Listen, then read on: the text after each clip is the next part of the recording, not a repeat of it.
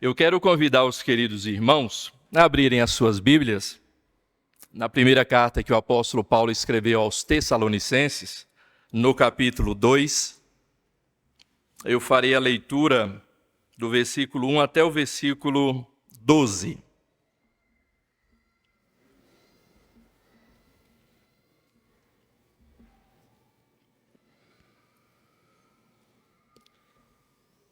Primeiro aos Tessalonicenses, capítulo 2, de 1 a 12, diz assim a palavra do nosso Deus.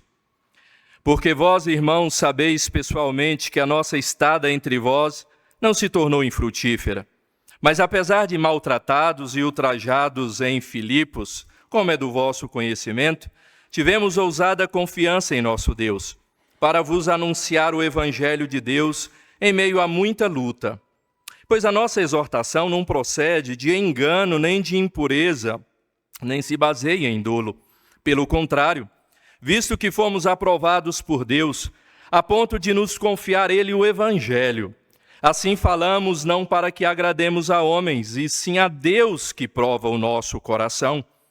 A verdade é que nunca usamos de linguagem de bajulação, como sabeis, nem de intuitos gananciosos. Deus disto é testemunha. Também jamais andamos buscando glória de homens, nem de vós, nem de outros. Embora pudéssemos, como enviados de Cristo, exigir de vós a nossa manutenção, todavia, nos tornamos carinhosos entre vós, qual ama que acaricia os próprios filhos. Assim, querendo-vos muito, estávamos prontos a oferecer-vos não somente o Evangelho de Deus, mas igualmente a própria vida.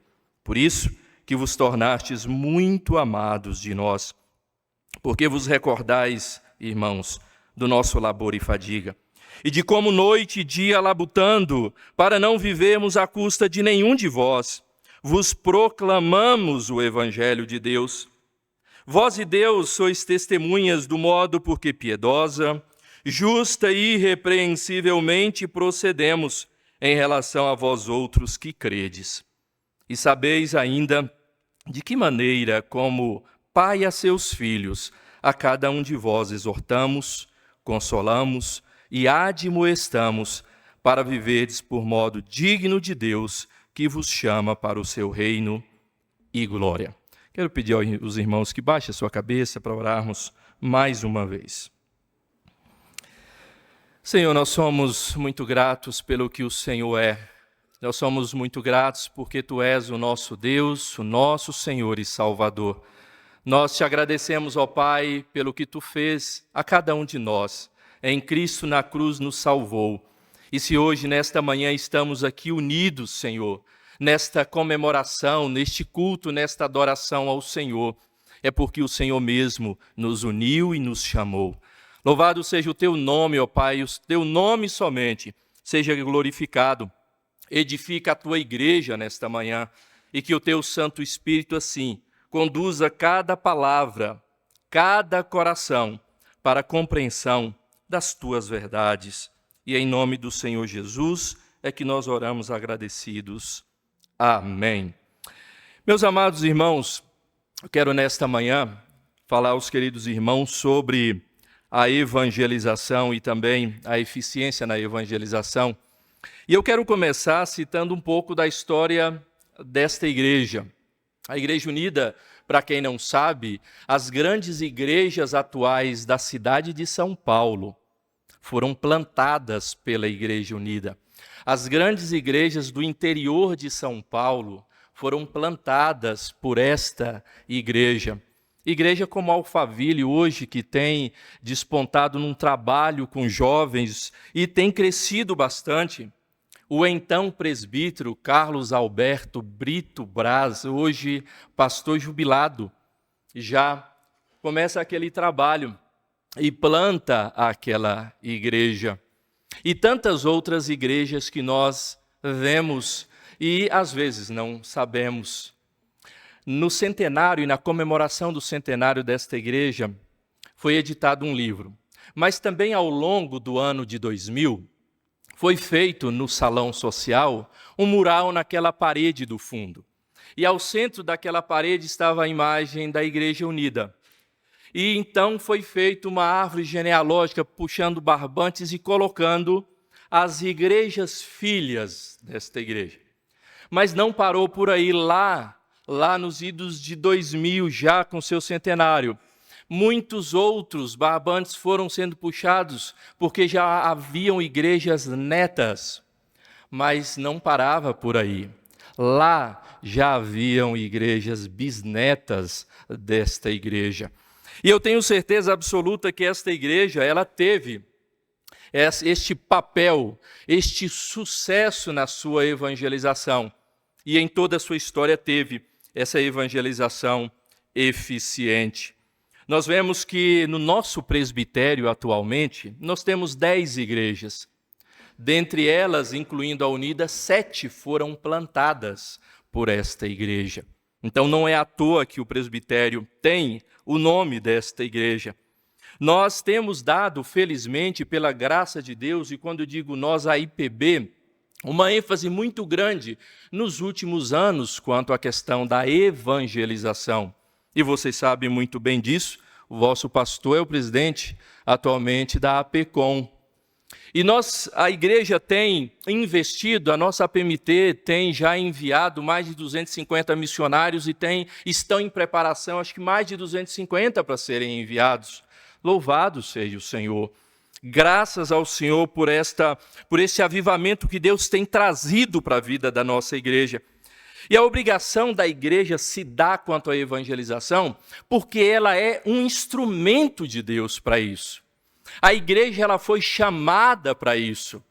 Nós recebemos o Senhor, temos o Espírito Santo do Senhor e com ele nós recebemos poder para ser testemunha. É isso que Atos diz no versículo 8 do capítulo 1. Recebereis poder ao descer sobre vós o Espírito Santo e sereis minhas testemunhas aqui em Jerusalém, na Judeia, em Samaria e até os confins da terra. Meus amados irmãos, eu quero começar também fazendo um questionamento a cada um de vocês. Vocês têm ideia de quantas pessoas vocês convivem, têm contato, se relacionam ao longo do dia, ao longo da semana e do mês que não conhecem o Senhor Jesus? Pensem bem. Quantas vezes a nossa estada no meio dessas pessoas é totalmente infrutífera? Quantas vezes? Você já imaginou isso? Pois bem, no texto em que nós lemos, a carta que o apóstolo Paulo escreve a esta igreja, o apóstolo Paulo vai mostrar àquela igreja, ele tendo pregado e evangelizado aquela cidade juntamente com Silas e com Timóteo, diz o texto de Atos que eles pregaram ali por 3 sábados na sinagoga, porque era uma prática comum do apóstolo Paulo, numa cidade que não era uma pequena cidade, margeava uma estrada importantíssima de então, a Via Ignácia, e ali haviam esses transeuntes e tinham muitas pessoas que viviam naquela cidade. Não era uma cidade que quando Paulo, Silas e Timóteo chegam ali, encontra uma cidade esvaziada de religiosidade, quem sabe só o judaísmo, nem tanto porque era mais gentílica, mas era uma cidade idólatra, uma cidade que era permeada por adoração, a cultos a tantos deuses, mas Paulo, ele não se intimidava. Ele chegava nas cidades e a primeira coisa que ele fazia era ir para o local de culto, de adoração daquele povo, que era a sinagoga. E ali ele pregava o Senhor Jesus Cristo. E diz então que pessoas deixando algumas práticas idólatras, pessoas deixando o legalismo judaico, criam alvoroço naquela cidade, e os líderes daquela cidade então criam uma situação, diz Lucas em Atos, que eles vão atrás de pessoas, de bandidos da cidade, a turba, que é o termo ali utilizado, para expulsar Paulo daquela cidade. E eles conseguem. Mas Paulo então se encaminha para Bereia. E lá em Bereia, a primeira coisa que o apóstolo Paulo faz é ir para a sinagoga e começar a anunciar o evangelho do Senhor. Meus amados irmãos, quando Paulo chega àquela cidade, e ele ama muito esta igreja, e nós vemos isso nas 2 cartas que ele escreve a esta igreja, a fé daquela igreja, o testemunho daquela igreja, como aquela igreja anunciava o evangelho e testemunhava ali na Acaia, na Macedônia, e que ouviam falar bem daquela igreja e do seu testemunho. Paulo tinha esta igreja como coroa do seu ministério, porque aquela igreja recebeu o anúncio do evangelho e continuou proclamando.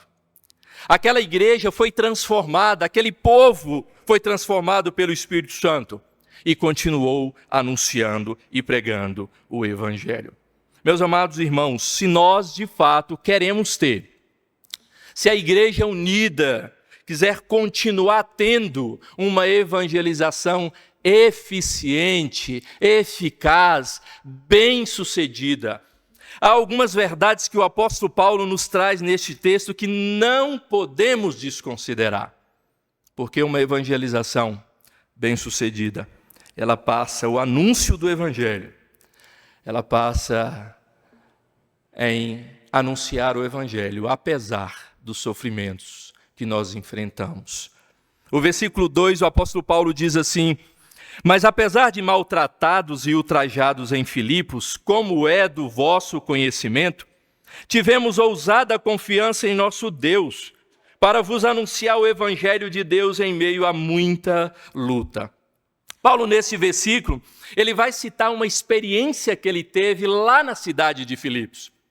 Paulo, quando chega na cidade de Filipos, a primeira coisa que ele faz, vai até a sinagoga. Ali ele não encontra e não prega naquele lugar e vai então em direção de um rio onde estavam algumas pessoas. Ali ele prega a palavra, como era de costume no sábado, e inclusive é o episódio daquela mulher Lídia, onde há a conversão daquela mulher. Mas diz que então Lídia, depois da sua conversão, do anúncio do evangelho através do apóstolo Paulo, convida para ir para sua casa. E diz que nesse trajeto, então, uma jovem, possessa de um espírito de adivinhação, que dava lucro para os seus donos, porque era escrava, e tinham pessoas que lucravam com as suas adivinhações, ela ouvia e acompanhava o apóstolo Paulo. E diz que aquela menina, aquela jovem, ela então, através desse anúncio, se converte, e obviamente, a fonte de lucro daqueles eles perderam. Então, obviamente, como em todas as situações no anúncio do evangelho que o apóstolo Paulo enfrentou, e ele, sem dúvida alguma, tinha muita experiência para falar de como no anúncio do evangelho ele enfrentou oposição, como no anúncio do evangelho ele enfrentou perseguições, como no anúncio do evangelho não foi um mar de flores, mas ele enfrentou sofrimentos. Uma evangelização eficaz, ela passa pelo anúncio do evangelho, apesar do que nós enfrentamos, apesar do sofrimento que nós enfrentamos. E então Paulo ali, ele é tomado, ele é preso e algo extraordinário acontece. Eles orando e louvando ao Senhor naquele cárcere, um terremoto vem e quebra todas as suas cadeias. Ele estava preso. Parece que não havia propósito algum na prisão de Paulo e no sofrimento dele. Mas diz que quando o carcereiro vê todas as cadeias abertas, ele quer se suicidar, porque certamente ele seria morto se aqueles prisioneiros fugissem. Paulo diz, não, para, todos estamos aqui. E aquela prisão e aquele sofrimento gerou salvação na vida daquele carcereiro também. O anúncio do evangelho, ele precisa e nós precisamos compreender, e os nossos dias têm tirado isso da vida dos cristãos ou da compreensão da igreja, de que anunciar o evangelho só será bem-sucedido se você atrair pessoas e agradar as pessoas. E Paulo vai mostrar claramente no seu ministério que isso não é verdade. Meus amados, eu ouvi uma história muito curiosa que em nenhum livro de história da IPB ainda consta. Conversando com o presbítero da igreja de Brotas. E ele me contava algo muito curioso, porque ele lia atas ou boletins, não me recordo onde constava essa descrição. De que nós sabemos muito bem, Blackford, Simonton, nas suas andanças, inclusive o próprio Blackford, ali plantou aquela igreja. E diz que muitas pessoas, obviamente, estavam se convertendo. Isso desagradou e desagradou muito o padre de então. E diz que esse padre tinha 2 cachorros. Adivinha quais foram os nomes que o padre deu para esses 2 cachorros? Simonton e Blackford. Eu achei muito curiosa essa história. Mas isso é uma pequeniníssima parte do que estes irmãos enfrentaram para pregar o evangelho no nosso estado, no nosso país. A história de Simonton nós conhecemos muito bem. Um jovem de 26 anos desembarca nesse país sem saber falar português. E quem tiver a oportunidade, leia o diário de Simonton. Tem passagens que são assim extraordinárias, intimista inclusive, e duvidosa. Quando ele tinha para completar 22 anos, ele escreve no seu diário: eu não sei o que eu quero da vida. É como se ele dissesse: eu sou um imprestável até então. Filho de uma família abastada, não tinha ainda feito nada ou estudado. E agora, o que eu vou ser da vida? 4 anos depois, Deus traz esse jovem aqui para o nosso país. E ele teve um ministério muito curto. Ele perde a sua esposa. Ele morre de febre amarela. E ele enfrentou, com certeza, grandes lutas aqui também, para que hoje nós pudéssemos estar aqui louvando ao Senhor como Igreja Presbiteriana do Brasil. Se todos aqueles que se levantarem para anunciar o Evangelho acreditar que não vão enfrentar dificuldades, é melhor sentar de novo. É melhor ficar quieto no seu banco de novo, porque estão extremamente enganados. Mas há uma segunda verdade que o apóstolo Paulo nos traz aqui. Se nós queremos ter esta evangelização eficiente, além de passarmos pelo anúncio do evangelho, apesar dos sofrimentos, nós precisamos passar pelo anúncio do evangelho para agradar a Deus e a Deus somente. A partir do versículo 3 vai nos dizer assim: porque a nossa exortação não procede de engano, nem de impureza, nem se baseia em dolo. Pelo contrário, visto que fomos aprovados por Deus a ponto de nos confiar a Ele o Evangelho, assim nós falamos, não para que agrademos a homens, e sim a Deus, que prova o nosso coração. A verdade é que nunca usamos de linguagem de bajulação, como sabeis, nem de intuitos gananciosos. Deus disto é testemunha. Também jamais andamos buscando glória de homens, nem de vós, nem de outros. Meus amados, muitos criam meios, métodos de atrair pessoas. É isso que a gente tem visto na igreja cristã dos nossos dias. Hoje não podemos mais pregar contra o pecado. Hoje nós não podemos apontar a vida de erro, a maledicência, a prostituição na vida das pessoas. Isso não é uma boa propaganda. Isso não atrai as pessoas. Isso não agrada o auditório. Meus amados irmãos, nós não precisamos, não devemos ser como pregadores do Evangelho, fiéis a vocês, fiéis aos nossos ouvintes. Nós precisamos ser fiel ao Senhor e certamente vocês estarão ouvindo fielmente a palavra e o Evangelho que estará sendo pregado. Não podemos abrir mão de jeito algum da nossa evangelização em detrimento de agradar este ou aquele. Os idólatras são assim. E é por isso que tem uma diversidade de deuses. Porque se esse Deus não te agrada, criemos outro que agradará. É desta forma que eles procuram. Nós não devemos, de forma alguma, assim e agir desta forma. Nós sabemos que temos dois grandes inimigos, e Paulo enfrentou esses dois grandes inimigos aqui nesta cidade, que era exatamente o paganismo romano e o legalismo judeu, onde os romanos tinham os seus deuses importados da Grécia, deuses gregos só renomeados, e onde tinham lá os judeus com todas as suas leis e ritos. Mas Paulo, ele simplesmente dizia: eu prego a Cristo e este crucificado. Eu tenho certeza que este Cristo crucificado não agrada a todas as pessoas. Eu diria que hoje, que esse Cristo crucificado tem afastado, mas afastado aqueles que não são dele. A razão, meus amados irmãos, deste combate incessante na nossa vida é a razão de que é o nome de Deus que tem que ser glorificado. E é o nome de Deus somente que deve ser pregado. É como Deus certamente quer que nós o anunciemos. Hoje em dia, nós temos tido uma hermenêutica antropocêntrica. As pessoas, elas pegam a Bíblia, os pregadores olham para a Bíblia, e a análise do texto é uma análise assim. Quando eu começo a ter este ponto, eu falarei dessa forma. Não, dessa forma não vai dar, porque aquele irmão está vivendo desse jeito. Não posso falar desse jeito, não.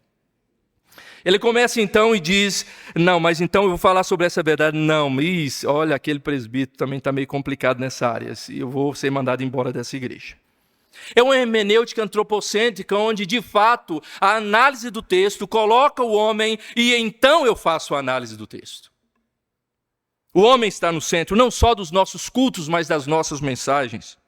E nós precisamos, de fato, ir contra esta verdade, ir contra essa onda que as igrejas têm vivido, ou têm pregado, têm anunciado. Nós não podemos anunciar o evangelho simplesmente com a preocupação de agradarmos e sermos fiéis a homens. Eu me encanto muito com a história do reverendo Ronaldo Lidório, principalmente o tempo que ele passou lá em Gana, anunciando o evangelho aos concombas. Eu creio que a maioria de vocês conhecem o reverendo Ronaldo, um dos maiores missiólogos do nosso país. Não é da igreja presbiteriana, não, do nosso país, e linguista também. E ele passou por volta de 10 a 11 anos lá naquela tribo, lá naquele povo, lá em Gana. E ele conta algumas experiências que são muito extraordinárias. E aí a primeira experiência que ele conta é do início do seu trabalho ali. Ele já estava há 2 ou 3 anos pregando o evangelho, e ele conta que talvez 12 pessoas tinham se convertido, um pouco mais. Mas logo no início, ele conta que ele saía pelas ruas ali daquele lugar, e distribuindo folheto, falando de Jesus, conversando com um e outro, e diz que sempre uma figura o acompanhava. E nessas tribos, nós sabemos muito bem que tem os seus caciques, os seus pajés, não é? E diz que sempre esta figura o acompanhava. Depois ele ficou sabendo que essa figura era o pajé da tribo. E ele diz: será este a minha grande pedra de tropeço no anúncio do evangelho neste lugar. E diz que constantemente esta figura o acompanhava. Quem foi? Um dos primeiros a se converterem deste lugar. O pajé. Aí ficou tudo mais fácil, não é verdade? O líder espiritual daquele povo, que conduzia aquele povo, tinha aceitado o Senhor Jesus Cristo. Tinha ouvido a pregação do reverendo Lidório. E o reverendo Lidório, ele prega até hoje, pela graça de Deus, Cristo, e Cristo este o crucificado. Quem sabe se ele pensasse, quando ele descobriu, é o pajé, vou tentar agradá-lo, vou trazer uma mensagem menos, que vai atacar menos a sua crença, mas não. Ele simplesmente pregava aquilo que deveria, porque a evangelização eficiente, meus amados irmãos, passa pelo anúncio do evangelho apesar do nosso sofrimento. Esta evangelização eficiente passa no anúncio do evangelho somente para agradar a Deus e a Deus somente. Mas também ele passa pelo anúncio do evangelho com a entrega de toda a nossa vida, com uma entrega total, com tudo o que nós somos e com tudo que nós temos. A partir do versículo 7, o apóstolo diz assim: embora pudéssemos, como enviados de Cristo, exigir de vós a vossa manutenção, todavia nos tornamos carinhosos entre vós, qual ama que acaricia os seus próprios filhos? Assim, querendo-vos muito, estávamos prontos a oferecer-vos, não somente o Evangelho de Deus, mas igualmente a própria vida. Por isso que vos tornastes muito amados de nós, porque vos recordais, irmãos, do nosso labor e fadiga, e de como noite e dia, labutando para não vivermos à custa de nenhum de vós, vos proclamamos o Evangelho de Deus. Vós e Deus sois testemunhas do modo por que piedosa, justa e irrepreensivelmente procedemos em relação a vós outros que credes. E sabeis ainda de que maneira, como Pai, a seus filhos, a cada um de vós, exortamos, consolamos, admoestamos, para que vocês possam viver vidas por modo digno de Deus, que vos chama para o seu reino e para a sua glória. Quem está disposto a entregar a sua própria vida para anunciar o Evangelho?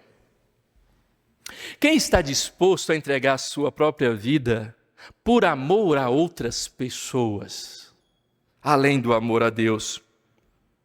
Para mim, há uma definição para os nossos missionários, alguns que vão para lugares que eles sabem que enfrentarão perseguição, que eles sabem que são fechados para o Evangelho.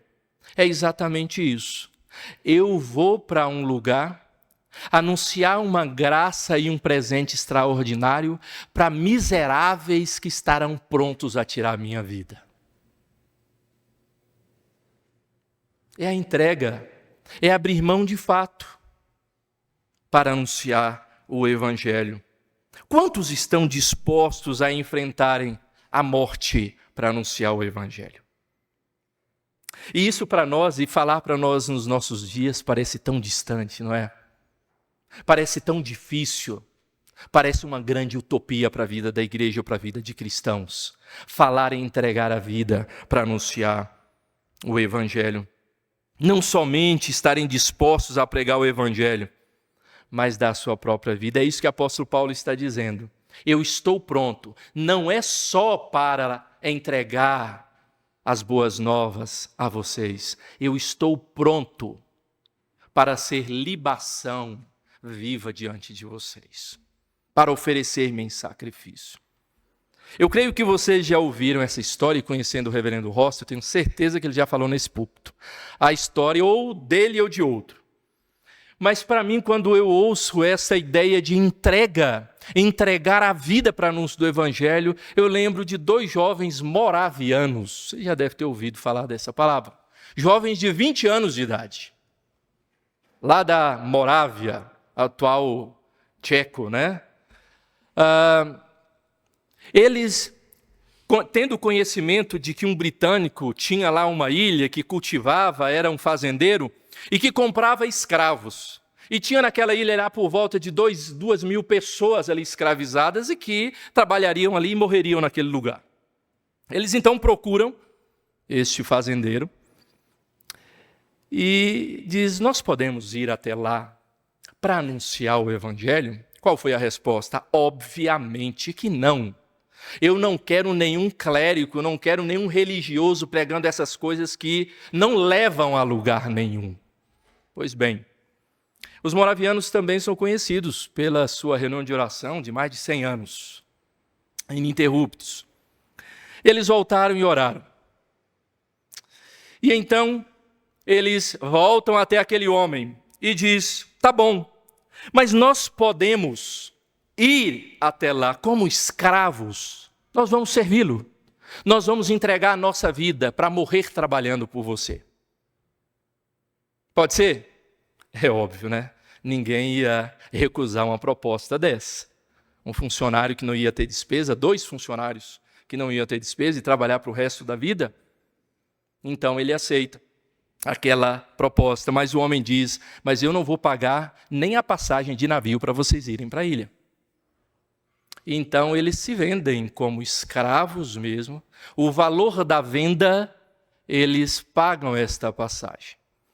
E diz que no dia que eles estavam no porto despedindo da sua igreja, da sua congregação, dos seus irmãos, dos seus familiares, e diz que quando o navio começa a distanciar, eles dois se abraçam, e eles poderiam ter dito que de fato, que o cordeiro que foi imolado, e pelo cordeiro que foi imolado, que nós possamos receber o galardão nos céus.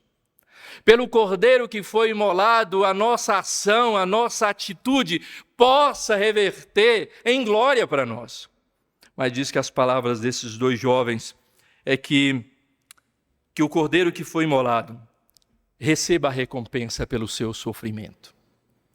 A vida daqueles dois jovens foram entregues por aquele que foi imolado na cruz, para receber a recompensa de todos aqueles pelos quais ele morreu na cruz do Calvário. E que eles iriam até aquele lugar anunciar o Evangelho, que de outra forma aquelas pessoas que ali estariam não ouviriam.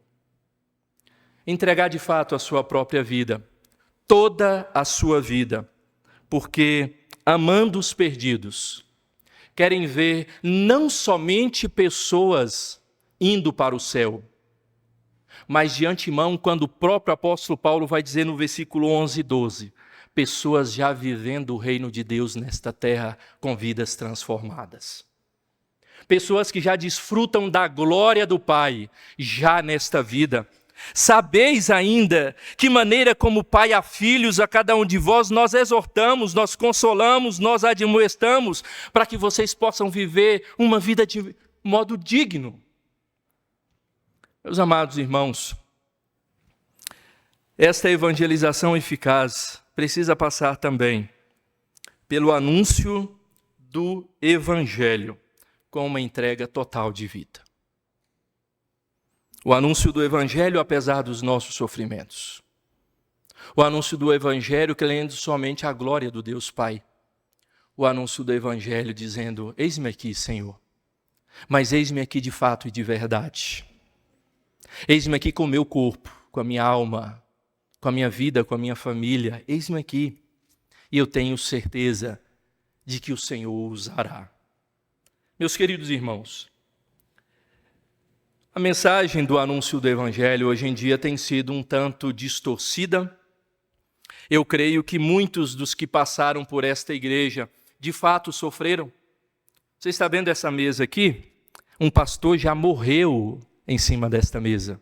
Eu não sei se foi essa mesma, mas servindo a ceia. Pois é. Um presbítero, e essa eu tive, infelizmente, estar do lado dele, morreu naquele saguão no intervalo de escola dominical e culto. Muitas pessoas já foram usadas pelo Senhor por esta igreja. Muitas pessoas se dedicaram de fato. Pessoas que tinham grandes formações intelectuais, doutorados.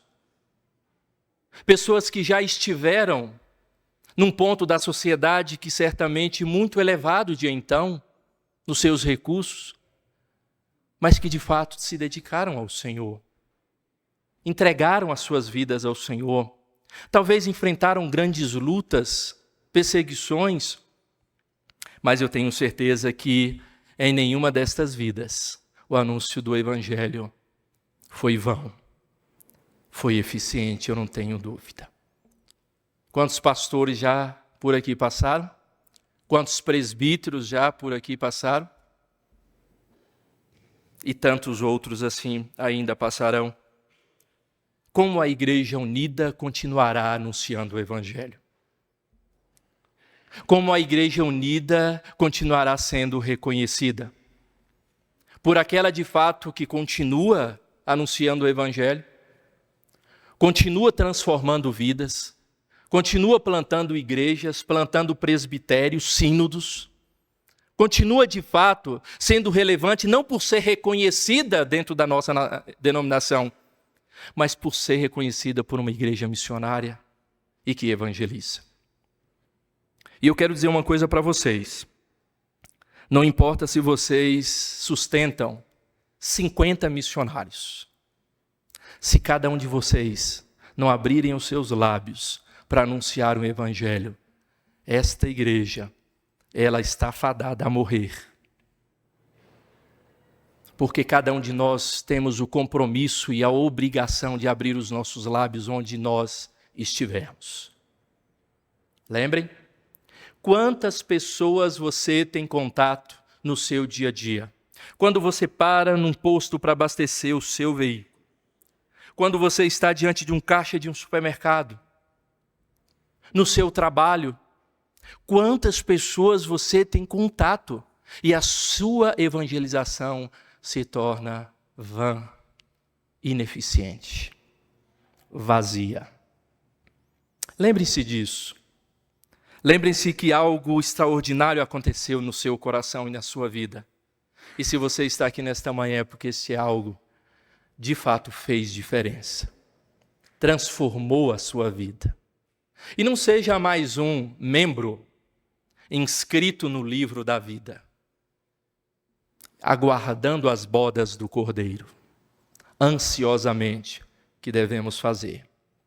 Mas seja mais um discípulo do Senhor Jesus Cristo, que anuncie, ou que anuncia o Evangelho.